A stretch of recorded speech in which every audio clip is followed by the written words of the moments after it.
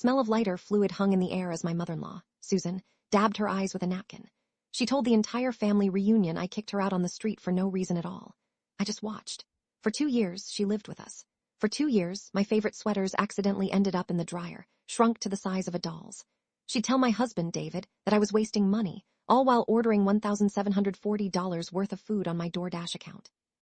Tolerated it because he was grieving his father. I thought I was being a supportive wife. Then I came home early from a business trip and found her giving a tour of my house to a realtor. She'd already forged my signature on a preliminary listing agreement. I heard her tell the agent, my son makes the big decisions, she'll go along with it. Something in me went silent. Everything clicked. I didn't yell. I called my lawyer, who got a copy of the forged document from the suddenly terrified realtor. Had my sister-in-law pull bank statements showing every dollar Susan had borrowed and never repaid. I gave Susan her legal 30-day eviction notice, timed perfectly to expire the day before this very reunion. She spent the month telling everyone how cruel I was, building her own stage. Now, in front of 30 relatives, I walked over to her picnic table.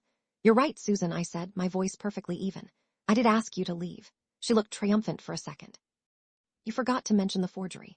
I handed a thin file to David's uncle. Inside were copies of the listing agreement with my fake signature, the bank statements, and the receipts for every meal she'd charged to my account. There was a collective silence, broken only by the sound of paper being passed from hand to hand. David drove her to her sister's house in Nevada that night. He didn't say goodbye. Last week, I hired a designer to remodel my office, the one she always said was cluttered. It's amazing how much clearer things look when you're the only one making the decisions.